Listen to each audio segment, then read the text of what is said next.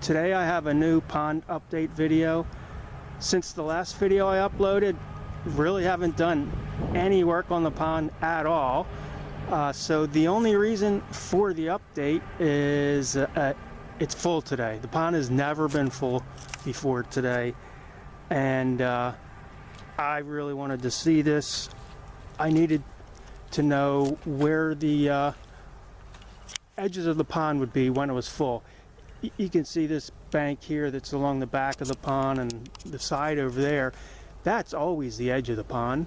But out by the greenhouse, it's a gentle slope out there. On the right side of the pond, there's a gentle slope.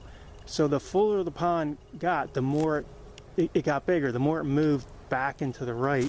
And I never really knew exactly where the edge of the pond was going to be. I had guesses, but I didn't know for sure. But now I know for sure exactly where the edge of the pond is when it's full.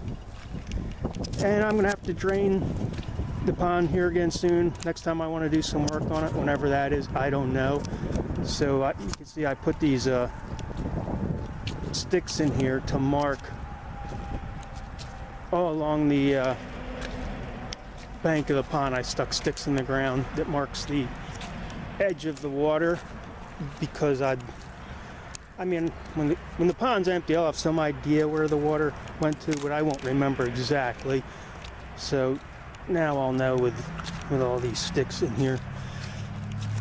So besides seeing how far the pond stretched, where the edges would be, I kind of anticipated it was gonna spill over onto some of my garden paths, which I don't want to happen. But I never really knew exactly where or how much. So, and not only spilling over into the garden paths, look at that. It's up too close to the greenhouse. When I dig the pond, I'm gonna have to throw a lot of the dirt that I dig out of the pond. I'm gonna have to throw it right here in front of this greenhouse. Definitely have to have a, I don't want to be walking into that door through the pond. That's obviously not an ideal situation. I'm not sure how far back I want the edge of it to be, but now I know where it comes up to anyway. And so besides, you know, when I dig the pond, that's the dirt I'm going to use to fill up in front of the greenhouse, but also I need to use that soil for my garden paths that are underwater now. That's what I show you now. Some of my garden paths are underwater right now, and of course the garden path is not supposed to be underwater.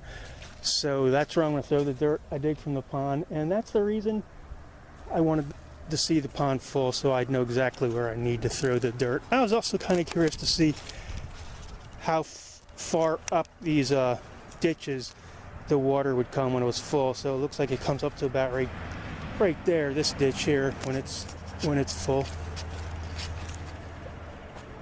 There's just a look at the pond from the other side, or way back there in the beginning.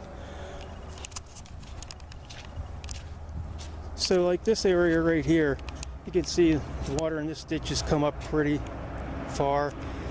There's this little bridge here to get across it. So I don't think I need to throw any soil there. I think that's acceptable. But I'll show you over here. Before I got the camera out today, I already walked back here, so I know what we're going to find over here.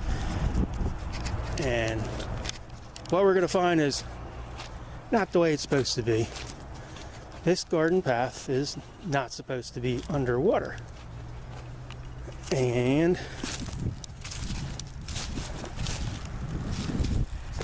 there's one of the fake Lisas right there. That looks like Lisa, but it's not Lisa. That's why this cat's running from me. If it really was Lisa, it wouldn't be running from me. Okay, but right here, this is how the garden path is supposed to look. But then as you continue on, it's flooded with water. I kind of anticipated that would happen, but it's the first time I ever saw it. You see, I've got this little ditch or channel or creek, whatever, running beside the garden path, and what that does is it connects this small upper pond to the larger lower pond, and that ditch or that creek runs right along this garden path, but it's spilled over onto this path. It's flooded with water right now, so I need to throw down a lot of soil here from digging the pond, and it continues around the corner a bit here also.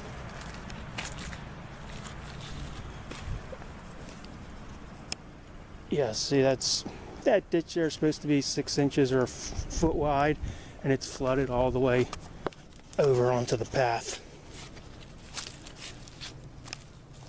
Yeah, that's not supposed to be like that. Another place to throw some more soil down, and the ditch continues down here and goes into the larger lower pond. Well, now I know where the edges of the pond are going to be when it's full, and I know where the low areas of the yard is that get flooded when the pond is full. So those are really the two things I was hoping to find out, and I did finally today. And well, one of these days when I feel like digging again, I'll have to drain all this out into the ditch and get back to digging. That's all for this one. See ya.